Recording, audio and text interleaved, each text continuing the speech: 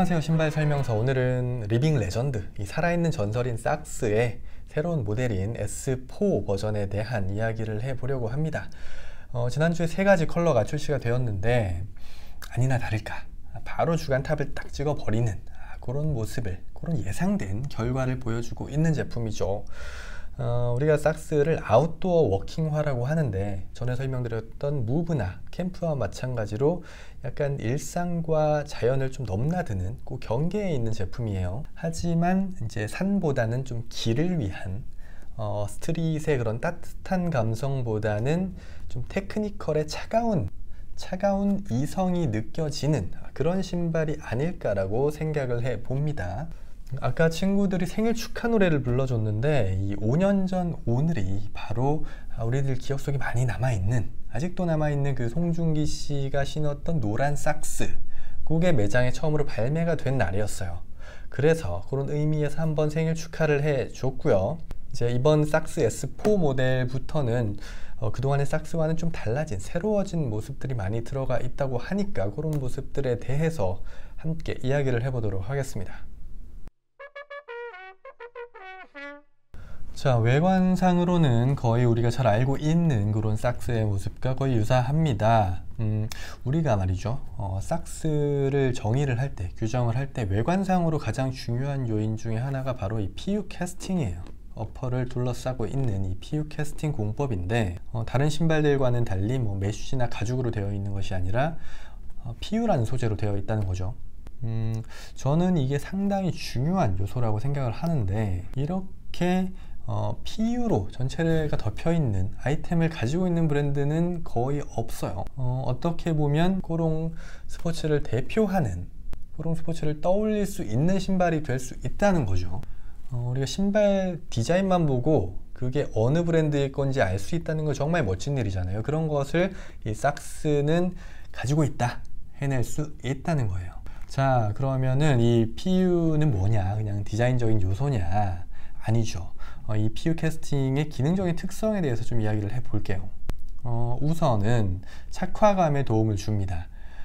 이 PU 캐스팅 공법 같은 경우에는 발등부터 이 복숭아뼈 부분까지 완전히 한 판으로 되어 있어요. 그 말은 소재들끼리 서로 겹쳐지고 두꺼워지는 부분이 없다는 거죠. 그렇기 때문에 내 발에, 신발을 신었을 때 내 발에 어떤 집중적인 압박을 느껴지게 하는 그런 요소가 없다는 거고요. 그리고 또 매장에서 많이 얘기하시죠. 삭스는 너무 편해서 신어보면 산다. 거기에 일조를 하고 있는 것이 바로 이 PU 캐스팅입니다. 또 그뿐만이 아니라 이 PU 자체가 상당히 탄성이 좋고 또 내구성도 좋기 때문에 발을 보호해주는 충분한 기능을 하게 되고요. 그러면서도 가죽보다는 훨씬 가볍고 부드럽죠. 또 이 PU와 메쉬를 화학적으로 이제 녹여서 굳히는 그런 공법이기 때문에 제품을 만드는 데 있어서 그런 본드도 거의 사용이 되지 않아요. 이런 이제 환경적, 보건적인 그런 특징을 가지고 있는 것이 바로 이 PU 캐스팅이다 라고 말할 수가 있을 것 같습니다. 그래서 첫 번째 삭스의 변화, 이 톱캡을 보면 예전 삭스는 여기에 플라스틱 톱캡이 붙어 있었어요. 그런데 이번 S4 모델부터는 과감하게 톱캡을 버렸습니다. 대신 이 PU를 연장해서 톱캡까지 만들어 버린 거예요. 그러면서 쉐입이 무브처럼 날렵해졌고요. 전에는 뭔가 좀 묵직한 것이 붙어 있었는데 훨씬 깔끔해졌다는 것을 느낄 수가 있을 거예요. 물론 이제 예전처럼 그런 고강도의 프로텍션은 빠졌지만 걷고 하이킹을 즐기고 자연을 뛰어다니는 데 있어서는 더 가볍고 경쾌한 신발로 다시 태어났다는 것이 첫 번째 체크 포인트가 되겠습니다. 자, 이게 삭스 S 타입이잖아요. 우리가 S는 무엇의 약자일까요? 그렇죠. Stability, 안정성이란 뜻이에요. 우리가 삭스를 크게 S타입과 C타입으로 구분을 하는데, C타입은 이제 컴포트, 쿠셔닝에 좀 더 초점을 맞췄다면 S타입은 우리가 걷고 뛸 때 보다 안정적인 스텝을 가져가는데 훨씬 더 유리한 신발입니다. 그것은 이 더블 라스팅 구조라는 이 삭스만의 독특한 제작 방식 때문인데요. 이 신발을 보면 이제 중창, 미드솔이 이 뒷부분, 힐 쪽에만 보이고 앞부분은 안 보이죠. 이게 미드솔이 없는 게 아니라 이 어퍼 안쪽에 숨어 있는 거예요. 그리고 그 미드솔을 어퍼가 꽉 움켜쥐고 있는 거죠. 그렇기 때문에 이 어떤 말랑말랑한 미드솔과 어퍼 사이에서 발생할 수 있는 불안정성을 완화시켜주게 되는 것이죠. 사실은 이게 상당히 어려운 제조 방식인데 벌써 한 5년 정도를 만들어 오다 보니까 점점 완성도가 높아지고 있다는 것이 느껴집니다. 아웃솔에는 뮤 플러스 퍼플, 뮤 보라가 사용이 되었고, 그동안 아웃도어 워킹화는 주로 내구성이 좋은 뮤 플러스 블루를 많이 사용을 했었는데, 최근에는 이 삭스를 또 등산화로도 많이 활용을 하시는 분들이 있다 보니까 이번에는 조금 더 접지력이 좋은 뮤 보라로 제작이 되었기 때문에 또 이제 바위가 많은 지형에서도 좀 더 안전하게 활동을 즐기셔도 될 것 같다는 생각이 들고요. 또 이제 고어텍스 안감이 사용이 되었어요. 그렇기 때문에 눈 오는 날, 비 오는 날 걱정 없이 신을 수가 있겠고, 또 이렇게 3M 리플렉티브 프린트가 되어 있어요. 그래서 야간 활동할 때도 좀 더 안전하게 할 수가 있겠습니다. 또 삭스만의 특징인 보아 시스템이 작용이 되어 있기 때문에 핏의 조절이 잘 되고 또 신고 벗기도 편한 그런 장점을 가지고 있다고 볼 수가 있겠습니다. 네, 지금까지 우리 삭스 S4 버전에 대해서 이야기를 해보았는데, 제가 사실은 이 삭스에서 바뀐 부분 한 가지를 이야기를 안 한 게 있어요. 자, 퀴즈 나갑니다.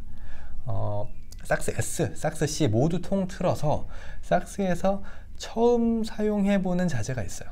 처음으로 바뀐 부분이 있어요.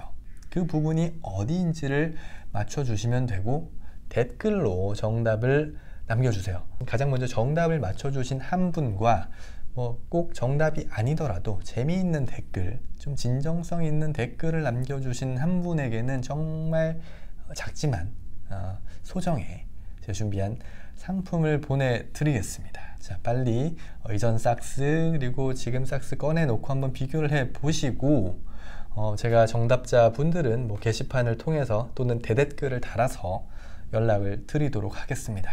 대단한 건 아니니까 너무 기대는 하지 마시고, 힌트를 드리자면 원래는 금속이었다. 네, 아까도 말씀을 드렸지만 이 매장에서 삭스를 정말 자신있게 파는 것은 편해서잖아요. 신어보면 산다. 사실은 이제 이 아웃도어 워킹화라는 카테고리 자체가 약간은 올드한 이미지가 있다 보니까 실제로 구매 같은 경우에도 좀 시니어 등산객들, 시니어 아웃도어 활동을 즐기시는 분들 위주로 많이 일어났던 것이 사실이에요. 하지만 이렇게 좀 날렵해진 쉐입이나 좀 쿨하게 정리가 된 그런 컬러들을 통해서 아웃도어 활동을 즐기려는 젊은 고객들까지도 이 삭스에 많은 관심을 가져주시지 않을까 조심스럽게 기대를 해봅니다. 그런 좀 바람을 가져보면서 오늘 삭스 S4에 대한 이야기는 여기까지 하도록 하겠습니다. 댓글 많이 달아주세요. 감사해요.